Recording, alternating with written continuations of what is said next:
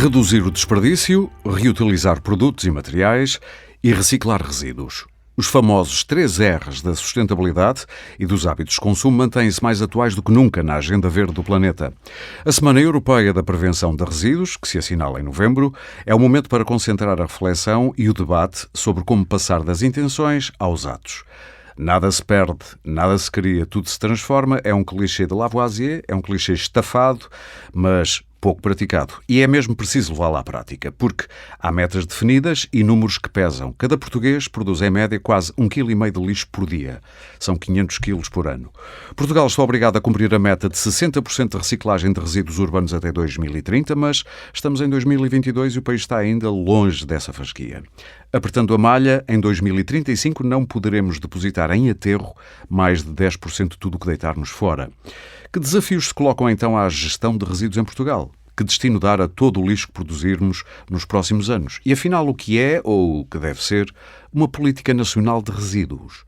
Da prevenção de resíduos, para muitos uma expressão nova no dicionário da sustentabilidade, prevenção de resíduos, à reciclagem.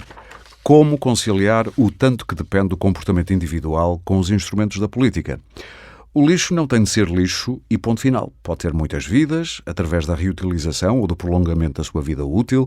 Uma garrafa de água, por exemplo, ou um velho eletrodoméstico podem reencarnar noutros objetos e esses objetos ainda noutros. Isto tem de andar mesmo tudo ligado. Mas como? É o que vamos tentar perceber hoje. Eu sou o Aurélio Gomes e hoje trago esta reflexão obrigatória aos microfones do Pode Pensar, o podcast de ideias para consumir da DEC Proteste, e comigo estão Ana Isabel Trigo Moraes, é administradora delegada na Sociedade Ponto Verde, Pedro Nazaré, CEO da Eletrão, Associação de Gestão de Resíduos, e ainda Elsa Agante, responsável pela área de energia e sustentabilidade da DEC Proteste. Bem-vindos aos três, é um prazer tê-los aqui. E eu começo já por si, Ana Isabel Trigo Moraes. São 2 perguntas disparadas e eu vou recuar, antes de fazer as perguntas, mais de 20 anos ao famosíssimo anúncio da Sociedade Ponto Verde, o anúncio do macaco Gervásio. Para quem não se lembra, ou para os mais novos, resumindo, neste anúncio, um macaco num laboratório mostrava que não era assim tão difícil aprender a reciclar. O anúncio, aliás, terminava com a inspiradora e boa provocação, digo eu, e passo a citar: o Gervásio demorou exatamente 1 hora e 12 minutos a separar as embalagens usadas. E você, de quanto tempo mais é que precisa? Aí vão as 2 perguntas que eu prometi. Há um antes e um depois do Gervásio, imagino, no que diz respeito à reciclagem em Portugal. E segunda pergunta, já agora, que depois é este, depois do Gervásio?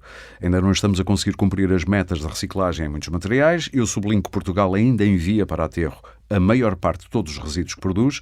A meta, como disse há pouco, é reduzir para 10% em 2035.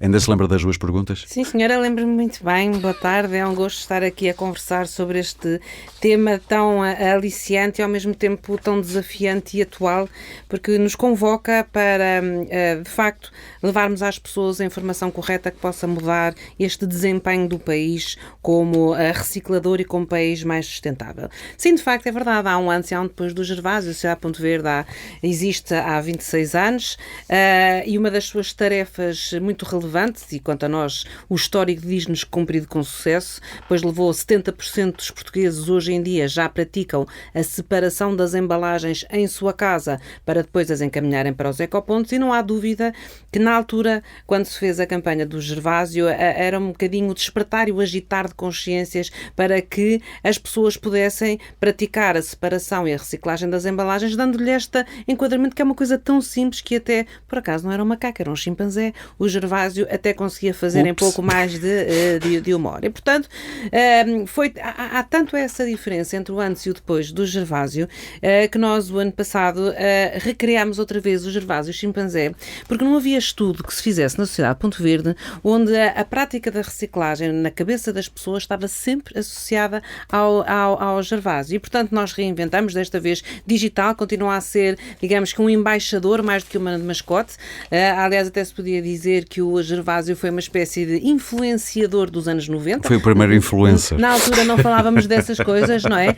E, portanto, desde logo, esse antes e depois do Gervásio é a associação de que a prática da reciclagem das embalagens não tem que ser um esforço, não tem que ser um castigo, é uma coisa que, desde que assumida nos nossos hábitos, se faz com facilidade, até porque antes do Gervásio o país não tinha a infraestrutura que tem hoje em dia. O país tem 70 mil mil ecopontos espalhados pelo país e pelas ilhas e, portanto, já estamos muito mais infraestruturados para a boa prática da reciclagem. Ou seja, serviu para pôr pelo menos o assunto na cabeça das pessoas e, pelos vistos, 70% da população já pensa ou faz isso. É verdade, já temos esse índice, mas não chega, não é? E por isso é que nós, repetidamente, somos um país que não cumpre a sua meta de reciclagem de resíduos urbanos. Talvez valha a pena gastar aqui 30 segundos para explicar o que são os resíduos urbanos que estão na origem do incumprimento da meta do país.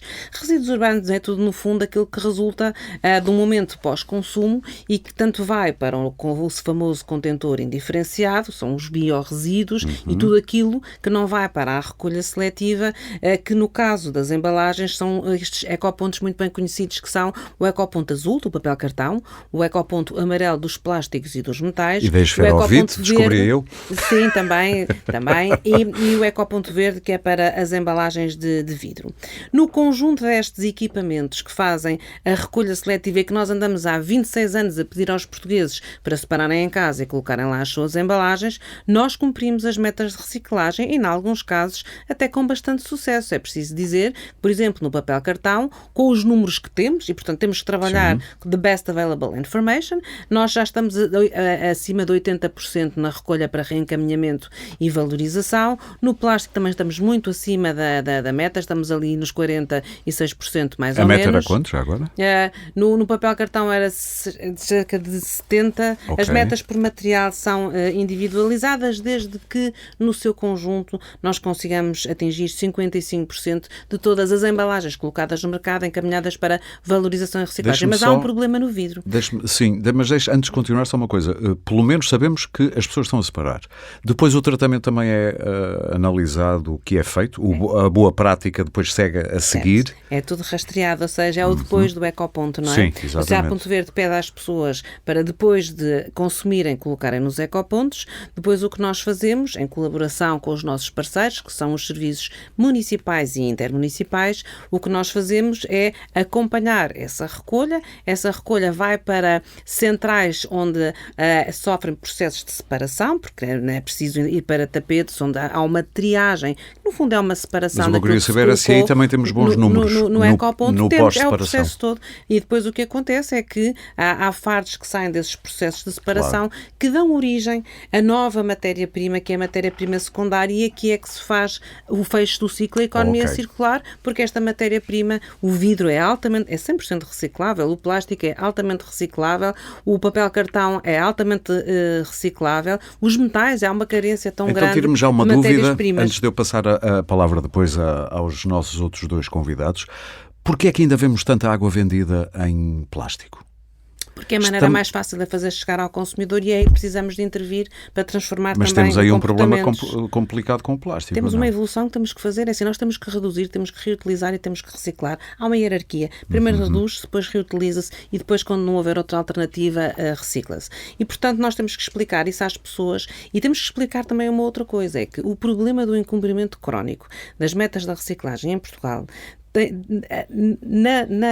na recolha seletiva, nas embalagens, somos os únicos que cumprimos as metas, com exceção do vidro. Os únicos por comparação? Por comparação com os resíduos indiferenciados, com os elétricos e eletrónicos, está cá o meu colega já lá hoje. Vou passar, por exemplo, nos têxteis, nos monos, nos resíduos de jardim, tudo o que são estes resíduos, o Portugal está altamente carente de uma infraestrutura de serviço à sua população que permita que no pós-consumo, ou seja, quando há resíduos que se geram nas nossas vidas, haja de facto capacidade de termos serviço ao cidadão para encaminhar para reciclar, porque hoje em dia dos biorresíduos, que são o maior problema que Portugal tem, ou seja, 40% dos números que o Aurélio apresentou, ou seja, destes 5 milhões de toneladas que em média se produzem em Portugal no ano, e são os dados da Agência Portuguesa do Ambiente, cerca de 40% são biorresíduos, ou seja, aquilo que nós deitamos no caixote de lixo lá de casa, que vai ter que ser separado, tudo que é orgânico, tudo que tenha bichinhos ali no meio a mexerem-se, vai ter que ser separado, porque o potencial desses resíduos serem valorizados é muito grande. No Portugal já devia estar a recolher dos lares e das nossas casas contentores à parte com esses resíduos, mas nós estamos muito atrasados. Nós vamos ter que fazer nos próximos 8 anos o trabalho que não fizemos nos últimos 15. Muito bem. Eu agora passava para o Pedro Nazaré, da CEO da Eletrão. Se aqui há 26 anos tínhamos aqueles 3, cartão, vidro e plástico, de repente o nosso lixo sempre foi muito diversificado, obviamente, mas entra aqui de repente também tudo que é elétrico e eletrónico, então com o aparecimento dos smartphones e toda essa parafernália eletrónica. Eu tenho aqui alguns números, por exemplo, suponho que em 2020 menos de 1/3 de todos os frigoríficos é que iam para reciclagem, e nós sabemos que os gases de refrigeração são altamente poluentes, libertam muito CO2 para a atmosfera. 5,3 milhões de telemóveis vão entrar no sistema de lixo, e já para não falar de 24,5 milhões de toneladas de outros lixos elétricos e eletrónicos indiferenciados. Isto mudou muito nestes 26 anos, em termos de panorama do que é preciso reciclar. Como é que estamos na reciclagem deste tipo de lixo? Muito bem, muito boa tarde. Obrigado pelo convite para estar aqui a descodificar este setor do admirável mundo novo que está para lá do contentor do lixo. Só uma nota prévia para clarificar os nossos ouvintes. Efetivamente, uma das questões que muitas vezes colocam ao Eletrão é se efetivamente a reciclagem é 100% depois de colocarmos qualquer resíduo no contentor, seja no ecoponto, seja no ponto Eletrão, e eu costumo devolver... E eu percebo isso, porque muito desse material tem plásticos, tem minerais, tem... era para elaborar um pouco... Tem coisas eletrónicas. Na questão anterior que foi colocada relativamente às embalagens, costumo devolver que nem o álcool puro é 100% puro. Os processos de reciclagem, os tais processos de triagem que a Ana Isabel falava há pouco, nunca funcionam a 100%. Claro. Portanto, apesar de haver um esforço e de nós gerirmos 100 unidades que possam entrar no ecoponto, na realidade, a reciclagem efetiva far-se-á sobre uma parte. Haverá sempre um pequeno desperdício. E isso acontece em qualquer sistema de reciclagem. Começa nas embalagens, mas então, entrando aqui no tema, nos elétricos não é diferente. Portanto, todos os sistemas têm alguma entropia, isso é a termodinâmica, não é? Por isso é que eu uso sempre aquela expressão valorização e reciclagem, não é? Claríssimo. Porque uma coisa, se reparar, digo sempre a mesma coisa. Qual é a diferença entre valorizar e reciclar?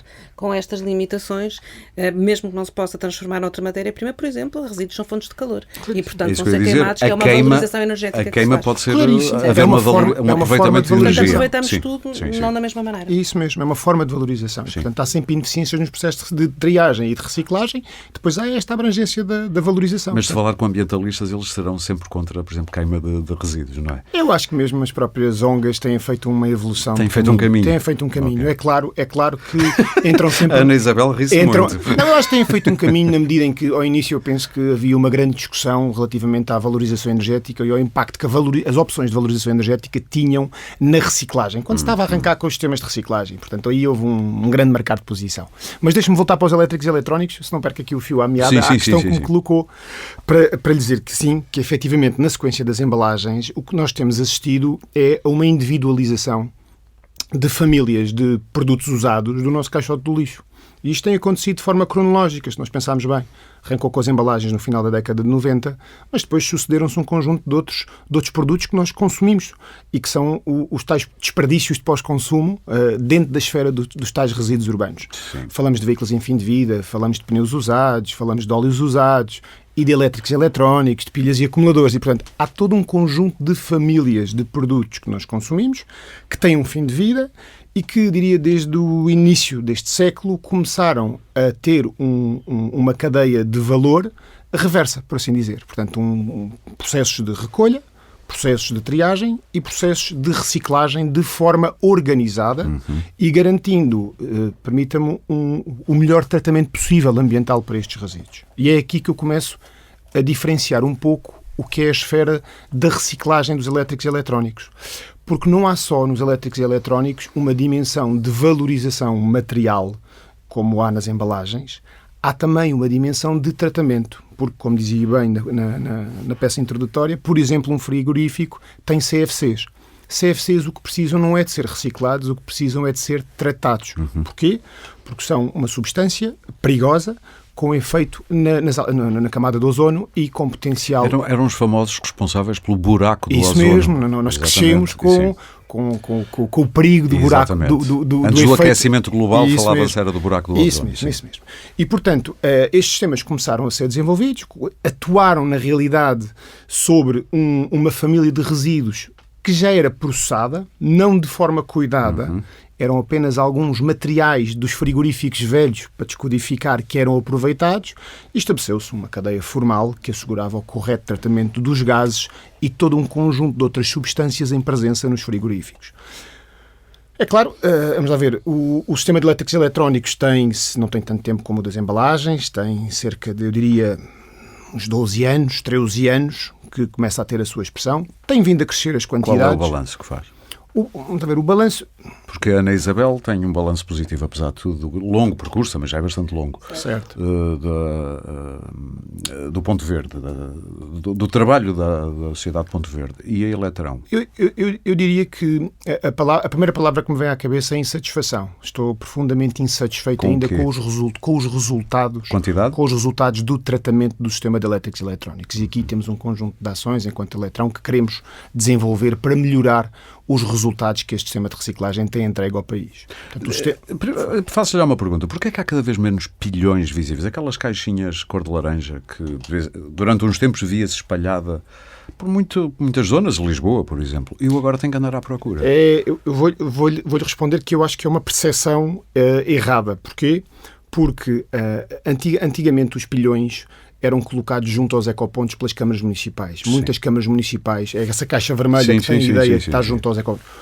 O que se passou foi que houve várias questões de segurança relacionadas com os pilhões, algumas medidas, inclusive da própria Câmara Municipal, que levou à retirada dos pilhões desses ecopontos. Eles deixaram de existir. Deixaram de existir. Não é só uma percepção. Não, é uma percepção. Porquê? Porque foram substituídos por outros locais de recolha. Os tais dos supermercados. Temos muitos nos supermercados, temos lojas de elétricos e eletrónicos. Portanto, eu diria que hoje a rede de recolha os pilhões, estamos a falar de pilhas, não de elétricos e eletrónicos, ascende a mais de 10 mil pontos de recolha. Portanto, há mais do que havia, isso está a dizer. Há mais do que havia. Mas a percepção, até porque às vezes nos supermercados passa do -2 para o -1 na garagem, eu durante uns tempos achei que nas Amoreiras, passa a publicidade, olha, deixa eu ter aqui a recolha de coisas eletrónicas. É um problema de divulgação e de fazer passar a mensagem ao consumidor. Nós, naturalmente, não paramos de divulgar o nosso instrumento de comunicar a nossa rede de locais de recolha do Eletrão, que é ondereciclar.pt, onde temos todos os pontos de recolha público disponíveis ao cidadão, seja para os elétricos e eletrónicos, seja para as pilhas usadas. Esse é o nosso maior instrumento de divulgação da rede de recolha. Eu não digo o contrário, mas deixe-me ser o chato da coisa. Força. Eu diria que hoje as pessoas vivem vidas tão cheias de estímulos. Estão muito ocupadas, estão a trabalhar muitas horas, têm a família, têm 1000 solicitações no telemóvel. Eu diria que se vai pedir à população para ser proativa, vai haver uma fatia da população que será proativa. Mas se a coisa não estiver à nossa frente ou for muito parte da nossa paisagem, provavelmente a pessoa vai desistir. Ou estou enganado? Não está enganado. Eu sou capaz de concordar consigo. Sim. Agora, temos é que colocar as coisas no seu contexto. Uma coisa é nós falarmos de sítios para reciclar embalagens no ecoponto, que nós produzimos diariamente. Mas eu já lá vou, porque também há muitas críticas a fazer. Não, mas o meu tema não é esse. O meu tema é da frequência da geração do resíduo, que é muito relevante. Portanto, nós produzimos embalagens usadas todos os dias na nossa casa. Sim. Nós não produzimos pilhas usadas e elétricos usados todos os dias.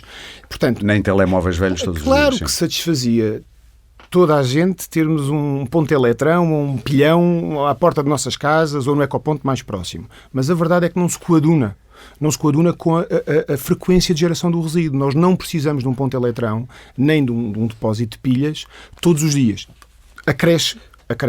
Todos os dias não, mas podia estar disponível numa comunidade mais ou menos alargada, mas visível, sei lá, na rua, por que não? Não? Eu ia dizer que não. Cada vez mais são resíduos com perigosidade, com complexidade, alvo de algumas pilhagens, inclusive. Muitos dos nossos pontos Eletrão são assaltados. Portanto, nós temos tendência a concentrar, trazer estes pontos para sítios com alguma segurança, Apesar de tudo, é menos fácil assaltar um ponto de recolha de eletrónicos, elétricos, num supermercado do que na rua? É isso que está a dizer? Totalmente. Okay. E depois, por outra razão, questões de segurança também. Não nos podemos esquecer que alguns destes equipamentos elétricos e eletrónicos, e há vários registros, entram nas próprias autoignições. Sim. Portanto, sim. foi essa uma das razões que levou algumas câmaras municipais a retirar dos ecopontos os pilhões. Algumas autoignições ou até ignições em puros atos de vandalismo que depois são alimentadas. E, portanto, admito que haja essa percepção, voltando ao tema, de desaparecimento da via pública, mas em número eles existem mais, que seja do ponto de vista dos equipamentos elétricos usados, seja do ponto de vista dos sítios para colocação de pilhas usadas. Elsa, da DEC Proteste, só para relembrar o nosso auditório, eu quando disse os 3 R's, deixe-me cá lembrar-me que até eu próprio já me esqueci dos 3 R's. Deixe cá ver, os 3 R's era de reduzir, reutilizar e reciclar. E a Elsa, quando eu estava aqui ainda antes de gravar, disse logo, agora já são 5 ou mais R's. Já agora quero dizer quais são. Olá, boa tarde. Boa tarde. Obviamente, pode haver muitíssimos, isto é tudo uma questão também de imaginação. Nós, dentro digamos, em termos de DEC Proteste, já estamos a utilizar 5 também. Lá está, há outros países e há outras áreas em que existem mais, mas de alguma forma também para não começar a baralhar. Portanto, eu acho, a juntar a esses que são os principais, ainda continuam a ser, nós consideramos que existe antes do reduzir, existe o repensar, que no fundo, e aqui virado um bocadinho ao consumidor, o consumidor tem que, quando vai adquirir um produto, tem que realmente pensar se precisa mesmo.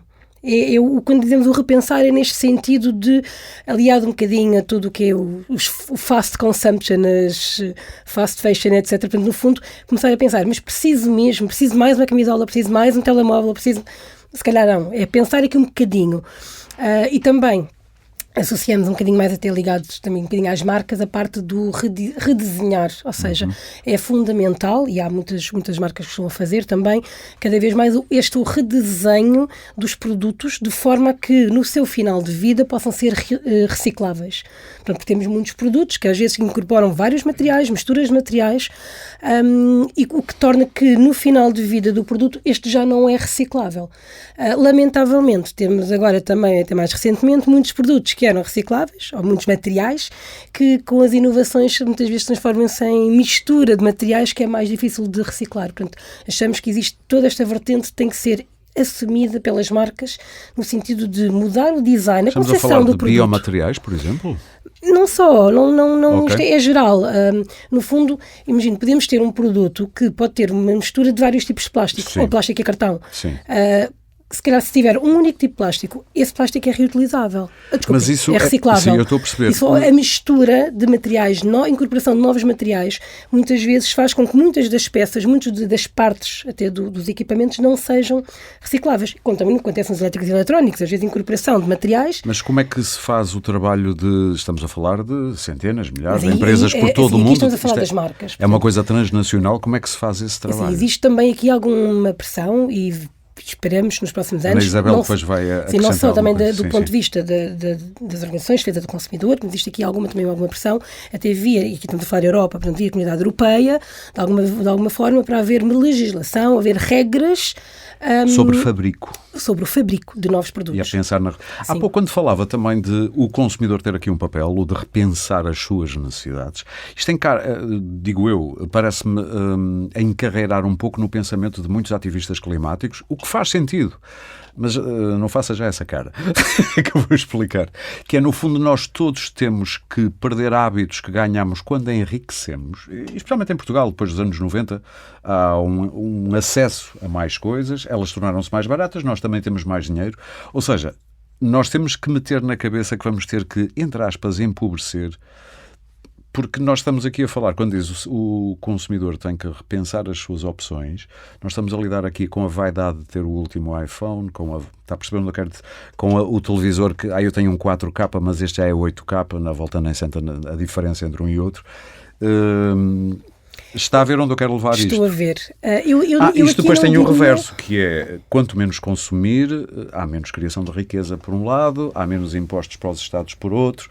Isto é tudo depois uma cadeia Não Sim, termina não é fácil, não isto é é uma fácil. teia, no Exatamente. fundo, e qualquer ação implica uma reação, Sim. de alguma forma, não é fácil.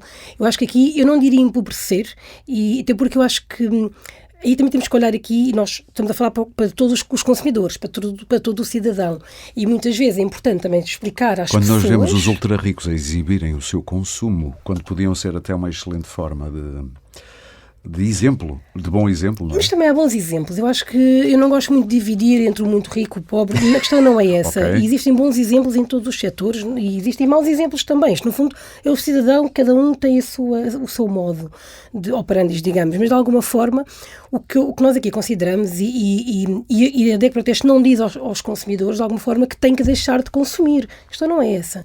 Têm que fazer melhores escolhas. Eu acho que aí e ser mais esclarecidas. E, no fundo, porque aqui eu acho que existe aqui um reverso. O nosso foco é, obviamente, no consumidor, mas de alguma forma ajudar. E não só escolher o melhor produto, que era aquilo que a DEC Proteste fez há muitos anos, neste momento também estamos um bocadinho a tentar fazê-los escolher o produto, não só o melhor para si, mas o mais sustentável. Ou seja, já não é só a melhor escolha, que é um casamento do preço com a qualidade, teria também aqui um fator ambiental. Também pode ser um fator ambiental, faz porque todo aqui de alguma sentido, forma sim. e também mostrar ou promover os produtos ou serviços também mais sustentáveis, chamemos-lhe assim, e também andar um bocadinho em cima, nós chamamos o termo um bocadinho watchdog, não gostamos muito desse termo, mas de alguma forma daqueles que não o são. Porque acho que aqui, acima de tudo, é importante informar o consumidor. E agora quando falamos, lá está, no repensar, sim, a questão de, e fala-se muito nos têxteis e na roupa, se calhar o consumidor pode pensar, eu preciso de 10 pares de calças, se calhar não. Agora, não é questão de ser o último modelo ou não, há aqui... Eu acho que a pessoa não tem que deixar de consumir, não é isso. Deixa-me só fazer aqui um comentário, não sei se é permitido, só para, Claro, para dizer o seguinte. Isto é aberto. Eu acho que numa primeira geração de entidades como o Eletrão e a Ponte Verde, acho que houve bastante sucesso ao nível de conseguir fazer refletir no preço do produto que consumimos os custos da reciclagem. E esse foi o primeiro grande passo. E esse foi um passo que me parece de alimentar bom senso e também, de alguma forma, regulador do consumo, porque passamos a falar com o consumidor de uma forma mais direta. Dizemos, estás a consumir, mas quando estás no ato de compra, estás a financiar o sistema de recolha e reciclagem. Nós agora estamos Mas eu quando compro eu não sei qual é a parte Exato, do preço. esse era o meu ponto.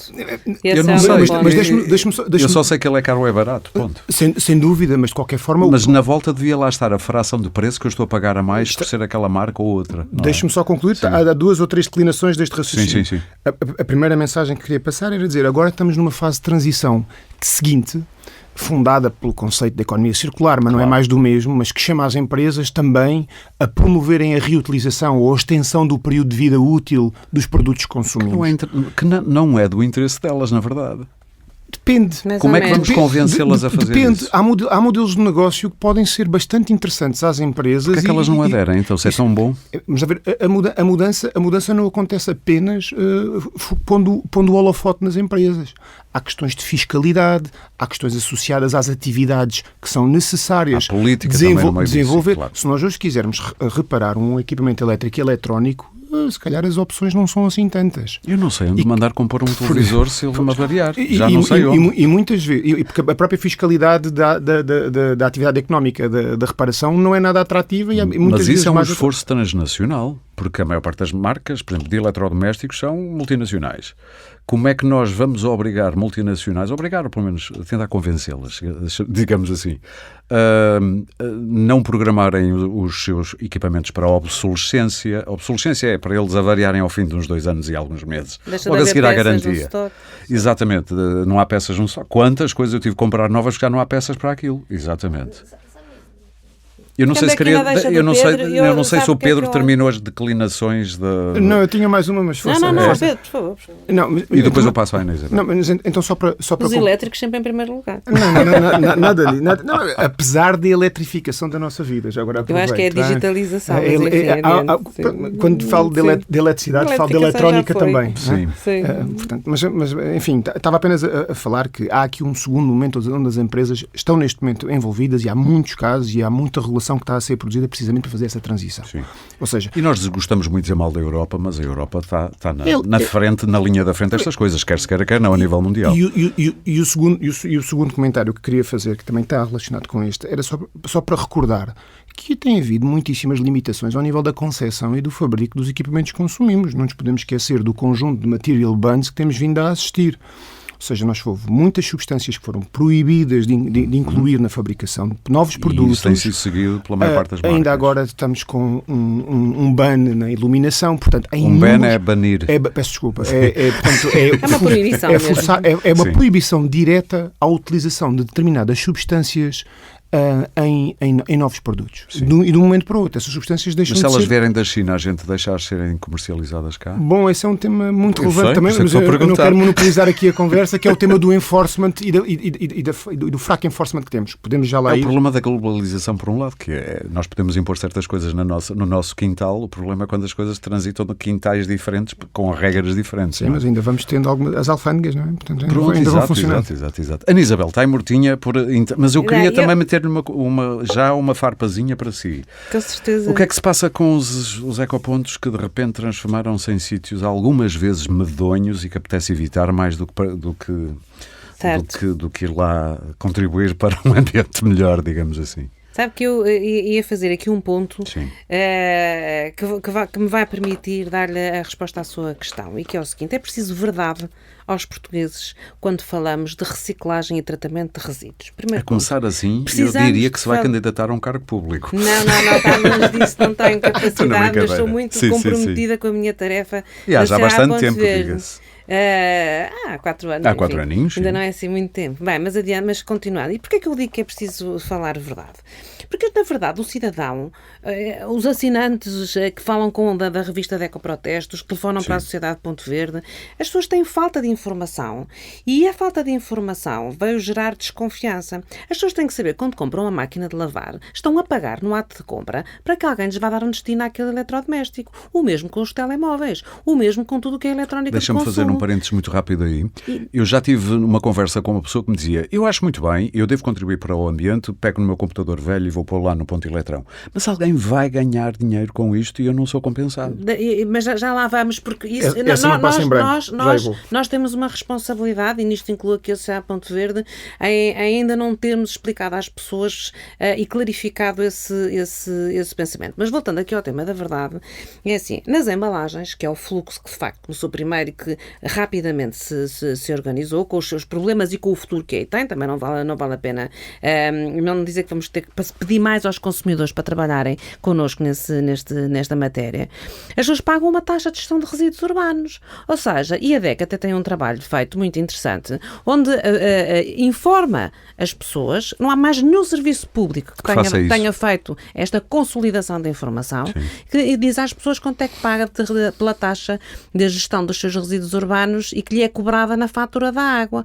Ora, não há maior falta de transparência quando o consumidor paga taxa de resíduos urbanos indexada ao número de vezes que toma banho em casa, ou que gasta água, ou que rega ao jardim. E, portanto, isto desde logo é um enviesamento que nos limita muito a explicar às pessoas que está a pagar mais ou menos... O que está a dizer trata todos por igual quando temos aqui consumidores muito diferentes. Trata enviesado, porque assim, eu vou pagar mais taxa de gestão de resíduos se gastar mais água, eu pago menos se gastar menos água. Ou seja, em vez de eu pagar menos taxa de gestão de resíduos, se colocar mais embalagens nos ecopontos. E, portanto, as pessoas sabem que pagam uma taxa, mas não conseguem perceber a mecânica, e para nós, para a Sociedade Ponto Verde, é difícil fazer com que as pessoas percebam que se colocarem os recicláveis nos ecopontos, pagam menos taxa de gestão de resíduos, e depois o país não é todo igual. Temos uma data de soluções, uma data de centros de decisão administrativa. Mas porquê é que acha que isso é assim?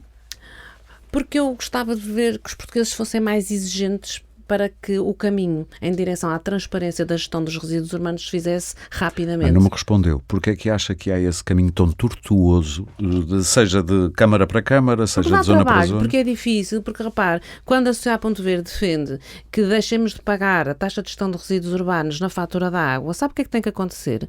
Nós temos que, ao desligar esta faturação, temos que criar uma instituição de base regional e territorial, que fatura a água a cada uma dos lares, que fatura os resíduos a cada um dos lares, a cada um dos cafés, a cada um dos restaurantes, de maneira diferenciada. De maneira diferenciada. Okay. E sabe, dá trabalho e custa dinheiro. E nós, nos resíduos, temos deixado andar. Porque repare, nós, e aqui é aquele meu lado em que eu gostava mesmo de convocar as pessoas para verem esta realidade. Portugal fez um trabalho espetacular desde os anos 90 em que fechamos as lixeiras. Nós fechamos as lixeiras porque veio a regulação europeia e disse, acabou a conversa, temos que fechar as lixeiras. Os aterros não são as novas lixeiras? Mas eu ia chegar a esse ponto. E, portanto, o que nós fizemos foi, com a ajuda de muitos financiadores, com muito dinheiro que veio da Europa, investimento e empenho de câmaras municipais, construímos uma infraestrutura. Mas essa infraestrutura chegou, mas já não chega.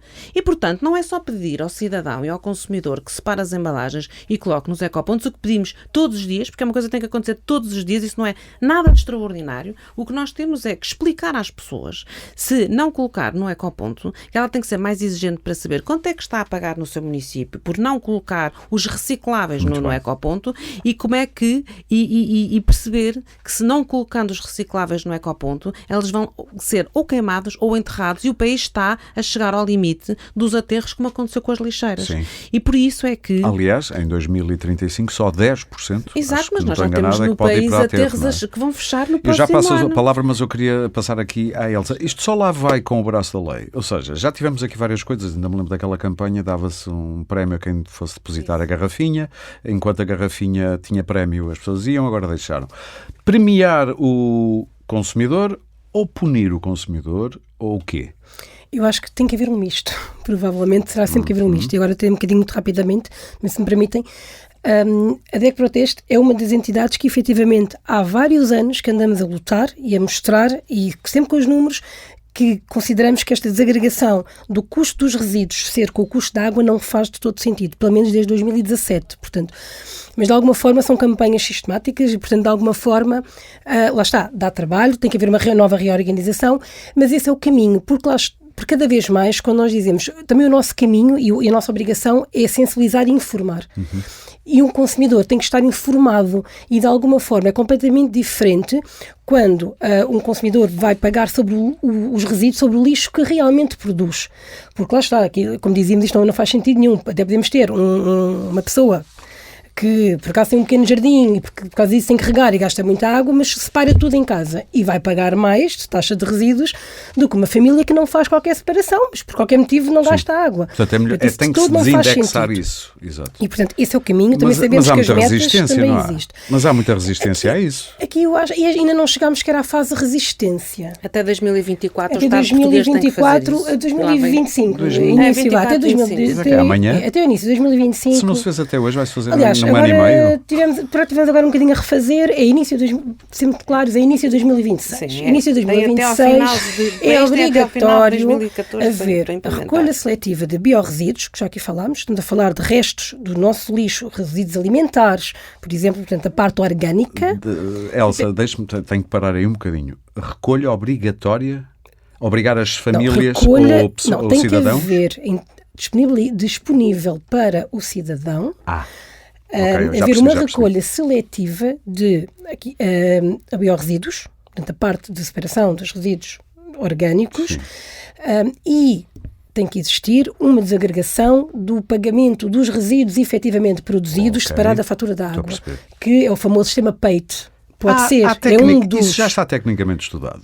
Ou seja, vamos ter balanças à porta das pessoas? Sim, existem vários métodos, existem vários processos, existem já vários municípios em Portugal com teste. Sempre, sim. Há várias formas. Isso agora, não vai implicar um investimento? Vai ser porta a porta, basicamente. Provavelmente. Pode ser porta a porta. Por exemplo, dou um exemplo da Maia, que eles têm, por exemplo, que alguns têm vários sistemas. Há o sistema porta a porta, como há o sistema não sendo porta a porta, em que existe o contentor. Não sei exatamente bem como é que eles têm, mas é tipo um cartão, cada consumidor está associado à residência. Portanto, e no fundo o contentor só abre com aquele cartão e, portanto, no fundo, para saber quem é que está a depositar o quê. Ou seja, vamos ver, eu acho que percebemos que pode ser complexo. Mas é um caminho e vai tem que ser implicar feito. também, por exemplo, balanças para se Já, perceber a já. Isso já existe tudo. Isso É muito mais fácil do que parece. Eu acho que Eu não estou a falar falta a vontade. eu estou a falar do financiamento para o país todo. Não estou a falar da dificuldade técnica em si. Mas vamos ver. Que nós- é 400 milhões, não é, Pedro? Só para os biorresíduos que é 200 Deixem-me milhões. só dizer isto. Quando a recolha de lixo passou das câmaras, eu falo de Lisboa, para as juntas de freguesia, nós vimos o que deu. Aliás, vemos todos os dias o que deu. Quando eu vejo um sistema a ir para aqui, eu acho o sistema maravilhoso e justo e tudo. Mas nada, o cínico em mim, que conhece este país há muitos anos, começa a pensar, será que isto vai funcionar? Mas o Pedro queria intervir. Eu queria intervir aqui precisamente nestes pontos. Eu subscrevo totalmente a necessidade do setor tornar mais transparente para o cidadão as informações necessárias ao seu processo de tomada de decisão de consumidor consciente. Está claro? Associado a isto, sabermos qual é a modelação financeira, o que é que ele está a pagar e porquê, igualmente claro. Talvez só fazer o contraste desta necessidade com onde estamos hoje. Hoje o setor financia, para a gestão de resíduos urbanos e para a limpeza urbana, financia-se em 3 tipologias de cidadão. Financia-se no cidadão contribuinte, financia-se no cidadão consumidor de água e financia-se no cidadão consumidor dos bens duráveis ou perecíveis. Portanto, ele financia-se em 3 tipos de linhas de financiamento. Okay? O mesmo a pagar. É sempre o cidadão a pagar, sem dúvida, mas em linhas distintas. Isto introduz confusão e incerteza relativamente ao modus operandi, porque ninguém está... Isto parece uma Santíssima Trindade. Somos sempre o mesmo, mas em carreiras diferentes. Vá. Mas ficou claro. Portanto, Sim, uma é na ficou. fatura da água, outra é do Orçamento Geral dos municípios, de onde vem a limpeza urbana, e outra é nos produtos de consumo. Consumimos, de onde vem o ecovalor que financia a reciclagem. Portanto, estas são as 3 linhas de financiamento que suportam o setor que nós aqui representamos. Portanto, só para passar esta E os fundos comunitários para as infraestruturas, não é? Com certeza, Acho claro. que E só depois, para acrescentar, para sim, ficar sim, depois o ainda panorama temos completo. Sim. apoio ao investimento, por assim dizer, que pode, de uma forma ou de outra, aparece depois refletida em reduções no valor que ele acaba por pagar nestas 3 linhas. Não é? Pronto, este era um ponto. O tema da fatura da água, eu estou de acordo, tem que haver uma desanexação da proporcionalidade do consumo de água, que não tem nexo. É uma questão de justiça. Uma questão de justiça. Sim, sim. O como fazer não tem tão claro. Tem algumas reservas, umas das quais relacionadas com o que estava a colocar, com este setor precisa de centenas de milhões de euros de investimento no curtíssimo prazo. Foi a primeira coisa Centenas que me passou de pela milhões de cabeça euros. quando ouviu falar da transição eventual de ecopontos, Isso. para recolha, seja porta a porta, seja bairro a bairro, seja como for. E não sei se a infraestrutura associada aos sistemas PAIT seria, diria, a prioridade de investimento que eu elencaria. Esta era a primeira questão que eu queria dizer. Quer explicar isso do sistema PAIT? Vamos lá ver, o sistema PAIT é um sistema que prevê que cada um de nós pague pela produção de resíduos. Isto implica uma infraestrutura tecnológica de suporte para que se possa monitorizar o lixo que cada família produz, seja ao nível dos condomínios, seja ao nível da recolha, Sim, da recolha na rua. Sim. Portanto, implica, como falava e bem, balanças, contentores digitais, inteligentes, portanto, tudo isto tem investimento associado. Eu há pouco a Elsa olhava para mim com cara, não, isso já existe, eu sei que sim, e a tecnologia está disponível. Não, O problema é o investimento. Está muitíssimo limitado do ponto de vista nacional. Existem alguns casos de sucesso, sem dúvida, mas se olharmos para o Qual é a país... sensação que tem do Poder Central? Nomeadamente agora até com a junção das 2 Secretarias de Estado, Ambiente e Energia, parece-vos que há vontade política de investir nisto a sério? Vamos lá ver. Eu diria... Não, essa pergunta é muito importante. Porque isto tudo funciona se daí de cima vier para baixo, não é? Não, se é verdade que nós estamos a viver, pelas razões óbvias, o pior momento para juntar energia com o nosso setor, pelo contexto internacional que todos conhecemos, a guerra, que naturalmente a inflação, vai ofuscar muitíssimo o setor da gestão de resíduos, não é menos verdade que o setor da gestão de resíduos tem importantes contributos a dar no quadro da política energética e da transformação energética que nós temos que fazer. Deixe-me dar 2 exemplos. Isso parece-me óbvio. Deixe-me dar 2 exemplos muito claros aqui que são particularmente... eu sou particularmente sensível a eles. No quadro da reciclagem de elétricos e eletrónicos, as tecnologias que vão amanhã suportar a transição energética que nós precisamos operar, seja do fotovoltaico, seja das eólicas, que nós vemos nas notícias todos os dias, Seja das baterias e do lítio. seja das baterias de lítio, Sim. essas tecnologias precisam de um fornecimento de materiais muitas vezes raros, que são raros, que não vêm apenas, que estão centrados muitas vezes em geografias de grande instabilidade democrática, que não oferecem condições de segurança. Está a dizer que muitos minérios vêm de sítios que amanhã podem deixar de fornecer. Por exemplo, como a Nigéria com o gás, por exemplo. Já está a acontecer. E essa é que é a premência dos sistemas de reciclagem. Porque é buscar esses materiais outra vez a materiais porque são minas ambulantes que estão na sociedade, nos produtos de consumo que nós temos em casa. Qual é a garantia que temos de que o que é recolhido nos vossos pontos chega ao fim da linha? Porque fala-se muito em desvios, fala-se muito... Já vou responder a essa questão e vou à minha terceira, que tinha registrado aqui. Eu é que, como estou pressionado pelo tempo, estou aqui Mas há aqui uma muito importante que eu não posso deixar passar, porque é muito importante nós esclarecemos isto. O chavão do ganhar dinheiro com a reciclagem, então eu não faço a reciclagem, que passou aí nas suas palavras há pouco. Entidades como o Eletrão, seja nos elétricos, nas pilhas ou nas embalagens, existem precisamente porque estes sistemas de reciclagem, eles são deficitários.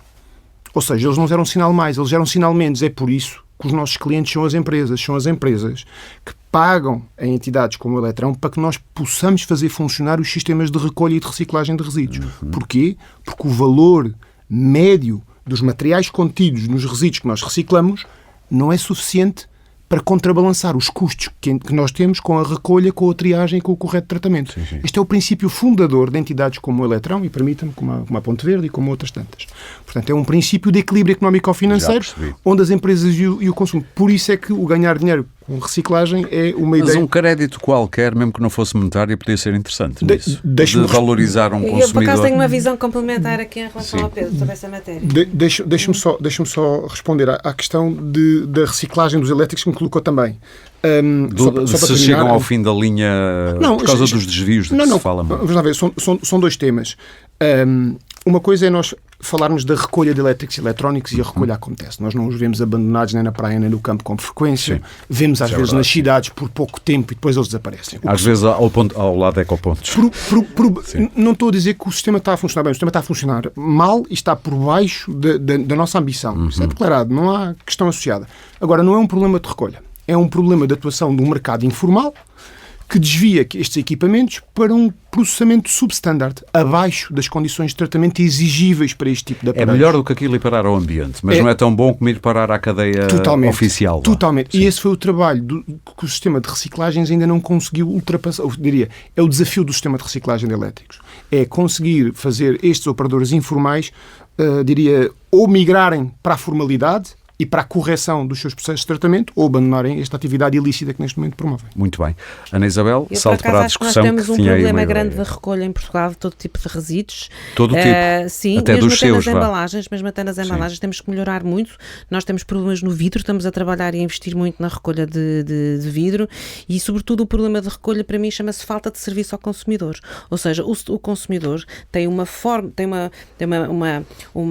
disponibilidade para mudar comportamento assenta em modelos de captação de valor e de conveniência. Portanto, o sistema da reciclagem está longe de ser conveniente para o cidadão. Muita sociedade Ponte Verde e os seus parceiros já fizeram até agora, mas temos muito mais que fazer para atingirmos estas metas de recolha, porque o ponto crítico é que os consumidores levem o pós-consumo, o que quer que seja, para o sítio certo. Separar e pôr no sítio certo. É o básico da reciclagem. E Portugal não tem nem uma recolha adequada às suas responsabilidades, aos seus compromissos. Os orgânicos nos contentores em casa estão a prejudicar imenso o setor. Às embalagens não nos adianta nada, temos feito um trabalho excelente, ok, demos um bom contributo, a Sociedade Ponte Verde cumpre as suas metas com exceção do vidro, mas temos que cumprir muito mais e beneficiar muito mais a recolha. E já agora, também gostava de dizer que andam aí muita gente a ganhar dinheiro com o lixo.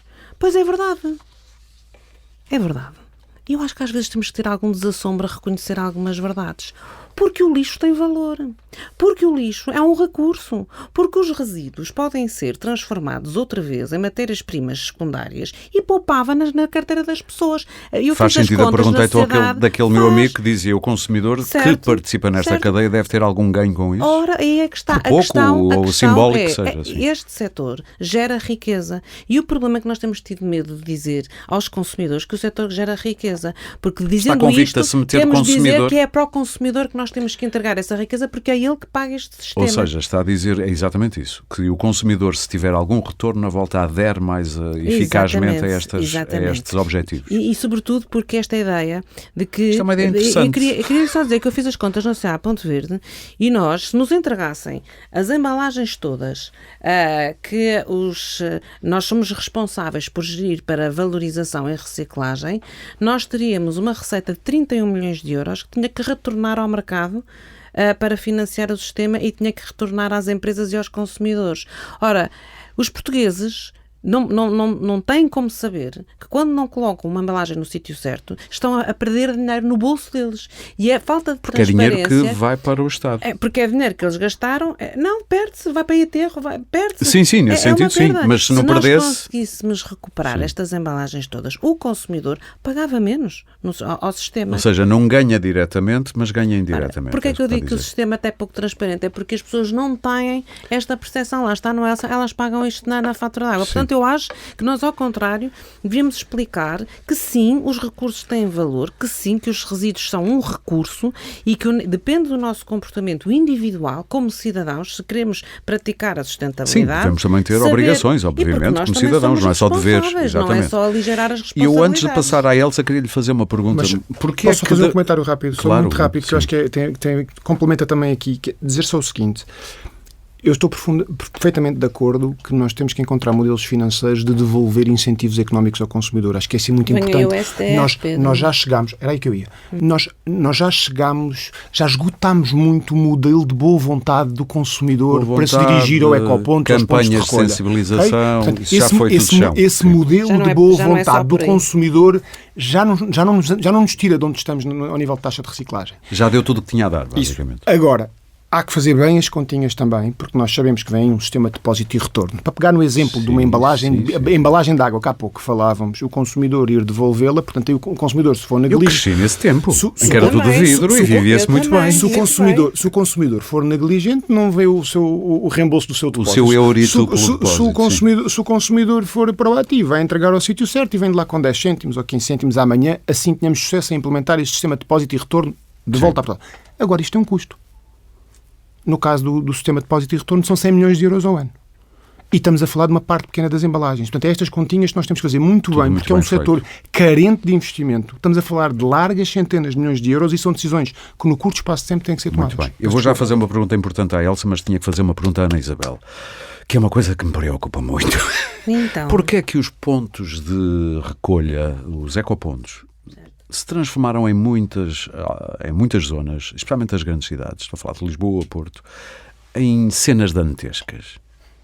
É porque há pouca gente para fazer recolhas mais regulares daquilo, de manutenção daquilo? É porque nós estamos uns porcos, desculpem-me a palavra, nós cidadãos, e vamos ali... Eu vejo pessoas carregadas de lixo, já nem abrem para ver... Não, põem para ali, atiram para ali as coisas. O que é que se passa?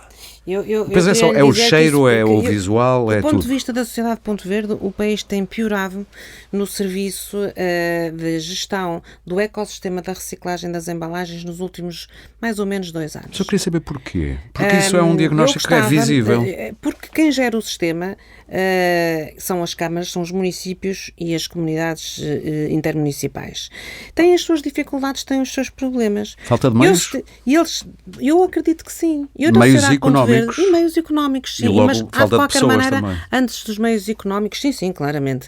Eu acho que nós temos uma organização administrativa no país, ou políticas de gestão de resíduos, ou políticas de ordenamento do território, em que teimam em preservar um território em que entregam a responsabilidade da limpeza das nossas cidades e da gestão dos nossos recicláveis, que é o que a mim mais me diz respeito, mas todo o resto também, a um conjunto de entidades que depois não têm a capacidade que deveriam ter para financiar o sistema de uma forma eficiente, porque não é só tratar que as coisas aconteçam, é que aconteçam da melhor forma, ao melhor preço, para não sobrecarregar, como dizia o meu colega, outra vez sempre os mesmos a pagar o sistema. E, portanto, eu acho que nós temos aqui uma espécie de uma condensação no tempo da forma como gerimos os resíduos. Eu não sei porque é que, e já agora dizer outra coisa também, o país não é tudo igual, e nós temos sistemas com excelentes desempenhos e temos sistemas com desempenhos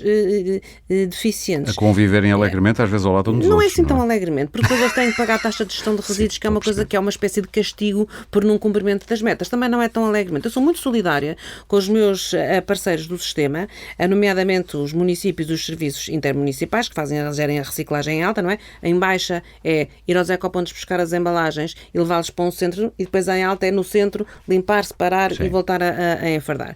Eu sou solidária com os meus parceiros, a quem pago, são meus fornecedores desse serviço, porque de facto eles têm tido a vida muito dificultada e acho que os mecanismos de financiamento do setor têm todos que ser revistos. Muito E o setor vai custar mais caro.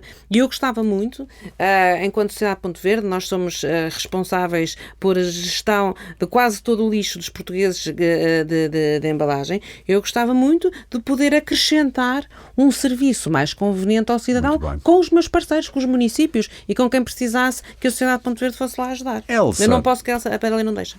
Elsa, pegando até nos objetivos dos programas a que vamos estar obrigados a cumprir já para 2030 e 2035, o que é que deve ser uma política nacional de resíduos? O que é que alguém que está tão a olhar para este problema em voo, quero eu imaginar, em voo de águia, a coitada a Elsa já está arrependida de ter vindo ao podcast. Oh meu Deus, que raio de pergunta. No fundo, o que eu quero é também como conciliar o tanto que depende do comportamento individual das políticas públicas. O que é que uma observadora privilegiada pode dizer?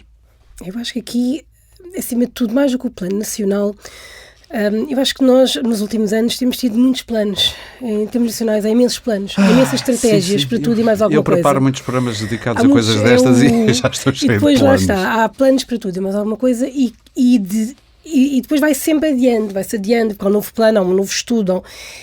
Raramente se reavalia e não a meio. se começa em ação, no fundo, não é? Pronto, eu acho que aquilo que é necessário, efetivamente... Antigamente eram as comissões, agora é os planos. Também, eu acho que aquilo que é necessário, porque lá está aí, todos estes planos que nós estivemos a falar, da recolha dos biorresíduos, nós aqui acho que é importante focar. Existem as metas europeias que temos que cumprir, porque ele tem que cumprir. Não é só... A Elsa sabe que nós podemos dar a volta. É um Sei pouco como as lixeiras que viraram depois, aterros. Certo, mas por isso eu ia continuar. Mas lá ver, o país tem um compromisso de descarbonização. Estou a falar de alterações climáticas, o país tem metas. O nosso primeiro-ministro gosta de exibir isso. Cumprir. Exatamente. Portanto, nós não podemos só pôr metas no papel, temos que as efetivamente cumprir. Elas podem ser cumpridas. É necessário começar a trabalhar e trabalhar a sério para isso e muitas vezes pôr muitos dos atores, que acho que muitas vezes o que falta é a comunicação. Existem muitos planos e muita coisa, as pessoas têm que comunicar. Há muitos e as coisas castelinhos têm que incomunicantes, é ser feitas. isso? Porque assim, isto no fundo está tudo ligado. Há bocadinho falava que em 2035... Já dizia o Sérgio Godinho. Pronto, vamos ter que reduzir o que vai para o aterro. Sim. A única forma é de haver uma recolha seletiva dos biorresíduos. Recolha seletiva, por exemplo, de têxteis, que também já está planeado que irá supostamente até final de 2025 também. Têxteis é roupas e coisas assim. Sim, roupas, vestuário, ou seja, no fundo só um bocadinho para contextualizar, aquilo que nós neste momento colocamos no lixo, ou seja, que não há ainda um destino, muitas dessas coisas vão ter que começar a ser retiradas. Porque essa é a verdade, do lixo indiferenciado. Agora, existem planos, muitas destas metas, por exemplo, a dos textos estava para 2023, já passou para 2025, não se pode continuar a adiar. É necessário investimento, sim. É necessário investimento, muitos podem vir do lado da Europa, se calhar todos vamos pagar, incluindo todos nós consumidores, vamos eventualmente pagar mais, mas acima de tudo também é necessário otimizar sistemas. E lá está, estes centros de decisão não se podem ser centenas no país. Tem que haver uma decisão, tem que haver aqui um encaminhamento e muitas vezes muito do esforço de recolhas, etc., pode ser... ou seja, não tem, muitas vezes, há bocadinho a Ana falava de aqui uma questão do ordenamento do território, a questão é que muitas vezes há as quintas, quase que um município vai a um lado e deixaram a meu, vai a do outro município. Era o que eu falava há pouco, os castelinhos incomunicantes. Sim. É necessário otimizar. Um é responsável por limpar, por esvaziar o ecoponto, outro é responsável por limpar. Mas não falam. Se não combinam as rotas, vai dar mau Mas não serviço. Falam, exatamente. Ou seja, no fundo ou falam um pouco. Falam um pouco, sim. No fundo é toda esta organização. E há bocadinho falávamos da questão dos sistemas do pagamento ou não dos resíduos, cada um paga o que produz. É complexo, claro que é complexo, mas tem que haver uma forma de o fazer, porque, como dizia a Ana, isso é fundamental. Porque as pessoas não conseguiram perceber, eu acho que se calhar muito rapidamente para explicar, que aquilo que nós pagamos na taxa de gestão de resíduos, que neste momento está junto com o consumo de água, então a questão de vir ou não na fatura é irrelevante, a questão é com base no consumo de água, no fundo serve para pagar a parte do tratamento, digamos, do encaminhamento do resíduo indiferenciado. Sim. Porque tudo o que nós colocamos em termos de ecopontos, das embalagens, nos eletrónicos, não vem dessa taxa. Sim. Portanto, esses resíduos são pagos pelo ecovalor. Portanto, quanto mais eu, enquanto consumidor, colocar os meus resíduos no ecoponto das embalagens, estou a retirar resíduos que vão para aterro e, portanto, estou a baixar esta taxa de gestão de resíduos. Está a baixar o custo disso. O problema é que, neste momento, eu estou a baixar a taxa do meu município e eu, enquanto consumidor, não tenho essa percepção. E é isso que é importante, porque se o consumidor... O município depois baixa a taxa ao consumidor. É isso, o bom e o mau pagam a mesma taxa. Pagam a mesma. Mas lá está, a partir da altura em que eu pagar pelo que vou produzir... eu tenho muito mais esta obrigação e esta necessidade de colocar os resíduos no lixo no sítio certo, porque já vou pagar menos. Esta questão do pagamento nós faz vamos todo ter sentido. que terminar, eu peço desculpa, mas tenho aqui para um mini consultório muito rápido e a Elsa, mas todos podem participar. Aparelhos eletrónicos avariados, nunca no lixo comum. Onde? Não, nunca no lixo comum. Pedro? Posso dizer eu, onde reciclar.pt tem instrumento de georreferenciação, automaticamente fica atribuído o ponto mais conveniente para o cidadão. Onde reciclar.pt. Aparelhos que podem ter materiais com alguma perigosidade e deitá-los no lixo leva a que se dispersem poluentes pelo meio natural. Que aparelhos podem ser esses? Frigoríficos, telemóveis, pilhas, lâmpadas. Não deitar por aí. É um crime ambiental que volta a bater na nossa saúde. Eletrodomésticos que queremos descartar, mas ainda funcionam. Que fazer? Eu tenho aquela torradeira, mas já não está nas minhas necessidades, queria outro. Que fazer a um que funciona? Tem um ecocentro para os cafés de reparação. Sim, tem alguns ecocentros de algumas câmaras municipais, tem também em Lisboa Entre Ajuda. Até se pode doar a alguém. Pode-se doar. Eu diria, tem IPSS em todo o país que aceitam a doação. O Eletrão, na Grande Lisboa, tem praticamente implementado em todos os concelhos um serviço de recolha porta a porta de grandes equipamentos. É só telefonar e combinar. Nessa recolha de grandes equipamentos, muitas vezes trazemos também a pequena eletrónica e esse é um Portanto, isso é bom para quem tiver um frigorífico, mas também tiver uma torradeira ou uma coisa qualquer. Isso. Exatamente. Esferóvito, já disse, afinal é no ecoponto amarelo, fiquem com essa, que era uma das minhas grandes dúvidas. Afinal, aquilo é um plástico, é uma forma de plástico tratado. Óleo da frigideira. Isto, para mim, eu não fazia a mínima ideia. Eu fazia este raciocínio. Óleo vem de fontes vegetais, logo é biodegradável. Não. Para os oleões. Nada para mais os engano. Oleões, e não deitar pela ralo da cozinha ou pela sanita na casa de banho. Sim. Não, de preferência é colocar numa garrafinha depois de utilizar, e há uma rede grande nos supermercados para recolher os oleões. Okay. Sim, só porque eu nunca vi um oleão, mas há nem também já conhecia o termo. autarquias que têm oleões disponíveis. Lá está. Onde é que estão disponíveis? Há algumas autarquias que têm já na via pública oleões para autarquias, recolha. há superfícies comerciais, algumas bombas de combustíveis. Muito bem. Solução da SOS. Precisam disso para fazer biocombustível. Já agora, por que é preciso colocar lá? Solução da SOS. Não havendo nada disto numa garrafinha no lixo comum. Exatamente. Em último caso, é pior isso do que deitar na sanita. Não é aquilo que eu estou a promover. Sim, claro. Mas é a menos má solução. Temos sempre que ir pela melhor solução das piores, muitas vezes. Isto para mim foi uma novidade, quando até me ri com a Maria João Mourinho. Copos de vidro, no vidro eram certo, tal como os espelhos, tal como os espelhos e os vidros das janelas. Não.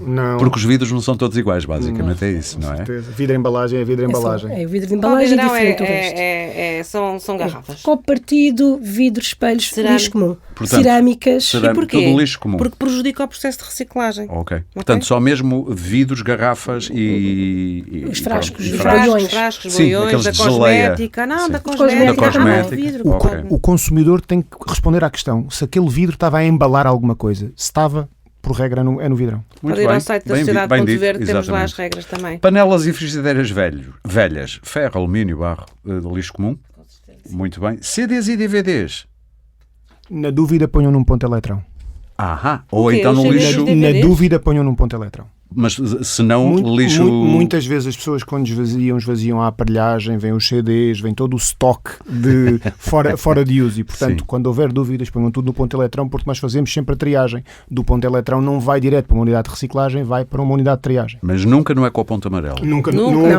É melhor ir para o lixo indiferenciado. Voltamos à questão essencial. Okay. Não estava a embalar nada, pois não? E as piugas rotas, já percebemos que... Tem que ser lixo comum, não é? Tem que ser lixo comum para já. Ainda não há recolha de textas. E eu tenho aqui, queria que a Ana Isabel me dissesse uma coisa que é um daqueles mitos urbanos que eu não sei, eu Júlio, que eu não sei a resposta para isso. Porque eu acho que já vi isto acontecer, mas posso ter percebido mal. A gente separa tudo e depois vem o caminhão do lixo e vai tudo para o mesmo lixo. No mesmo caminhão vai o verde e o amarelo tudo despejado lá para dentro. Isto é um mito? Isto passa-se? É o quê? Isso é mito. Os caminhões que as várias autarquias têm ao serviço para recolha dos ecopontos podem recolher, são multimateriais, podem recolher mais do que um material e podem juntá-lo em compartimentos separados dentro do próprio caminhão. Isto e quando chega ao destino, despeja para um lado e despeja para o outro. Isto é a prova, e eu incluído nisto, é a prova de que muitas vezes a gente julga que viu, e é por isso que a prova testemunhal é tão falaciosa. Eu próprio julgava que já tinha visto isso e pensei, estou eu aqui a separar para eles depois juntarem tudo. Afinal... No site da Sociedade.ver temos vários vídeos onde explicamos o que é que acontece depois da reciclagem e um deles é exatamente eu tinha que fazer esta pergunta. Os caminhões que fazem a recolha multimaterial. Para terminar, pode também acontecer o município ver um lote de papel cartão a ir para o lixo comum. Às vezes acontece, já há filmagens, muitas vezes nas redes sociais. Sim. Acontece muitas vezes lotes de papel cartão contaminados porque houve pessoas que adicionaram outros lixos que não papel cartão ou ecoponto azul e aí naturalmente as câmaras o que fazem é pô-lo no lixo indiferenciado porque é um lote que não está capaz de ser reciclado. Uma caixa de pizza, se tiver muita gordura, é melhor ir para o lixo indiferenciado do que ir para o cartão porque aquela gordura vai poluir a cadeia de reciclagem. A SPV está a fazer um piloto que é e para terminar mesmo, Ana Isabel, uma folha de papel vegetal entre a pizza e a caixa, de modo a que a gordura não passe para a caixa e passe para o ecoponto. Boa. Quero agradecer a vossa disponibilidade e esta corrida contra o tempo, porque isto é um assunto e podíamos ficar aqui muitas horas a falar depois das declinações e os vários pormenores disto tudo, mas acho que já demos aqui um lamiré importante. Obrigado. Obrigado também a quem nos ouviu. Saiba mais sobre gestão de resíduos e como ser um consumidor mais sustentável em deco.proteste.pt/sustentabilidade. E fique a conhecer também, e junte-se já agora, a ação Exijo Fora da Caixa, em que a defesa do consumidor exige o fim do sobre-embalamento, que agrava o consumo de recursos naturais e gera mais desperdício, obviamente. Nos sites da Sociedade.Verde e também do Eletrão, encontra informação preciosa e útil para diminuir a pesada pegada do lixo que produzimos e ter informações úteis sobre o que fazer, o quê e onde, quando e como. De resto, subscreva e siga este podcast em Spotify, Apple Podcasts, Google Podcasts, SoundCloud ou qualquer plataforma de podcast que utilize no seu telemóvel ou computador. Pode ouvi-lo ainda no YouTube e também em deco.proteste.pt. Este episódio teve coordenação editorial de Maria João Amorim, a produção de Sandra Borges e foi gravado e produzido nos estúdios da Índigo com sonoplastia de Guilherme Lopes. O Pode Pensar da DEC Proteste regressa muito em breve com mais ideias para consumir.